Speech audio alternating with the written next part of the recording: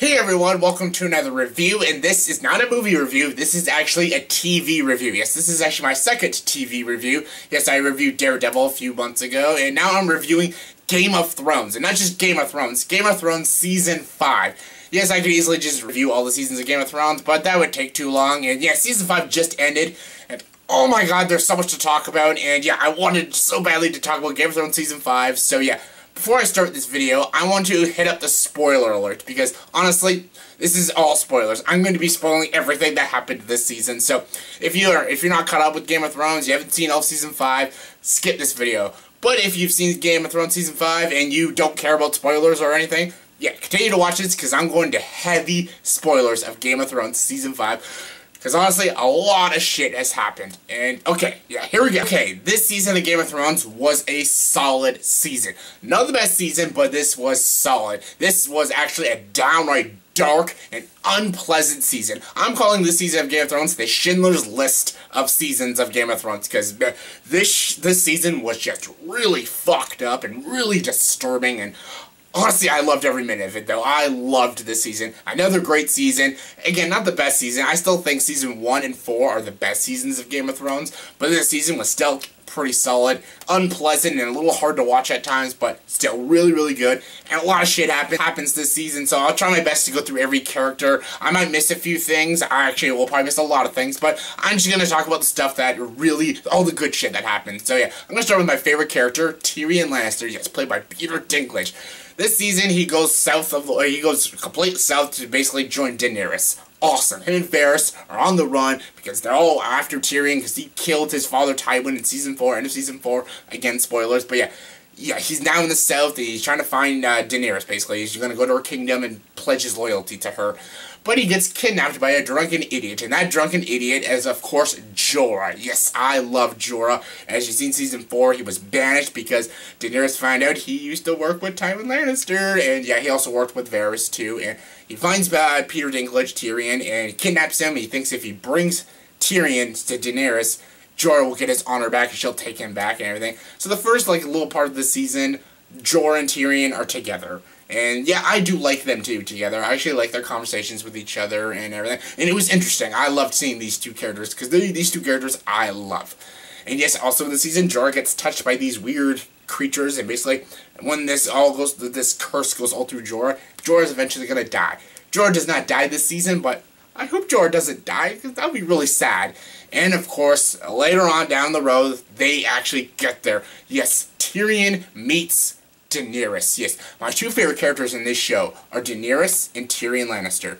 And now they finally get to meet!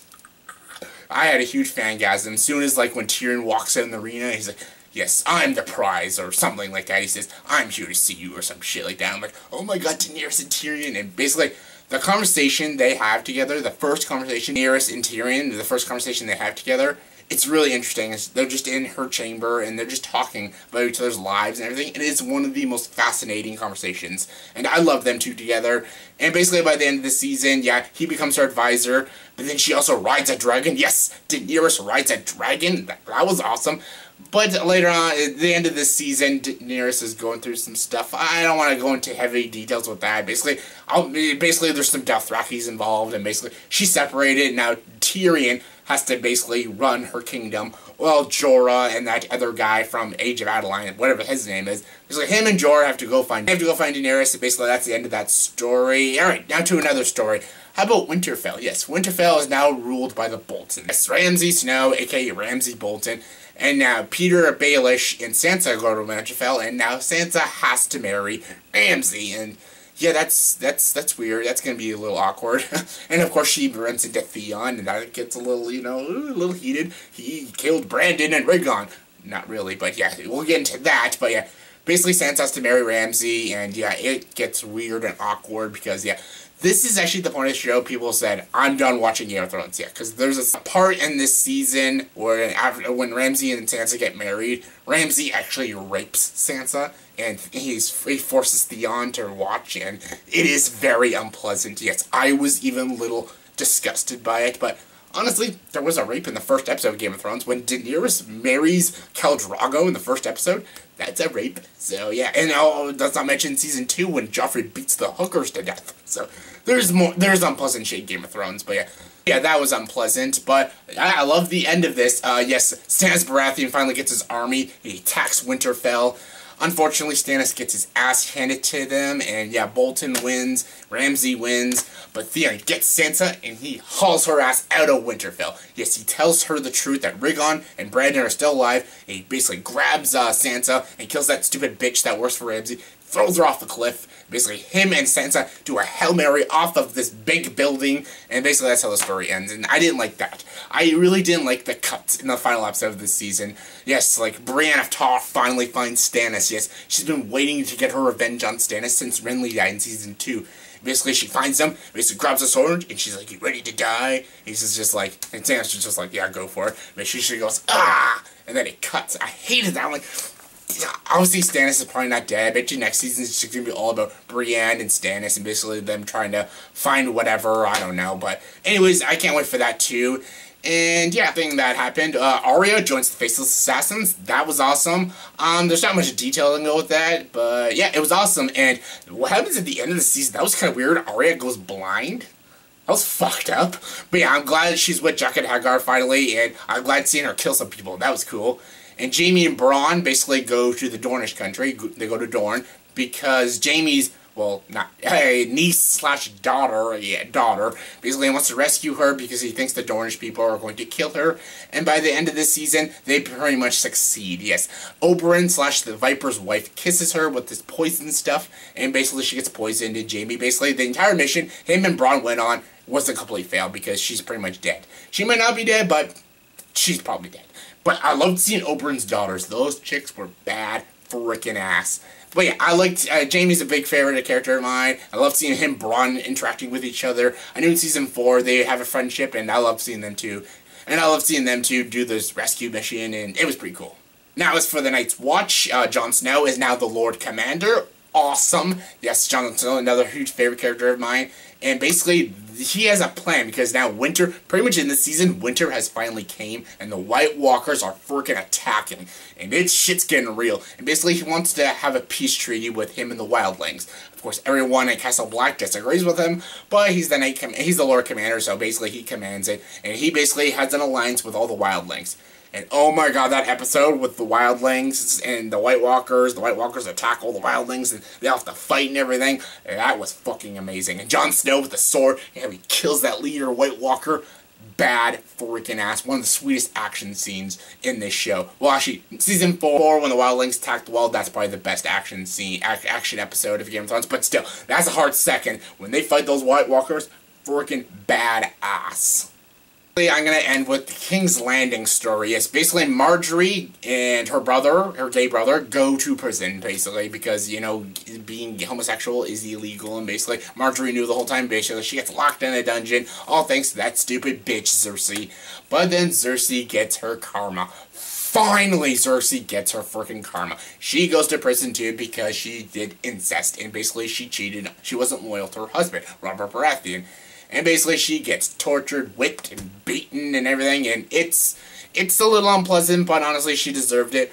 But the last episode, my freaking lord, that was very unpleasant to watch. Yes, they basically cut Cersei's hair all off. They strip her naked, and they make her walk all across King's Landing, while the girl whips her and says, "Shame," and all the people are throwing shit at her, throwing food, and she's doing that all naked and crying, and my god, it's unpleasant. Very Schindler's List-esque. It was really unpleasant to watch.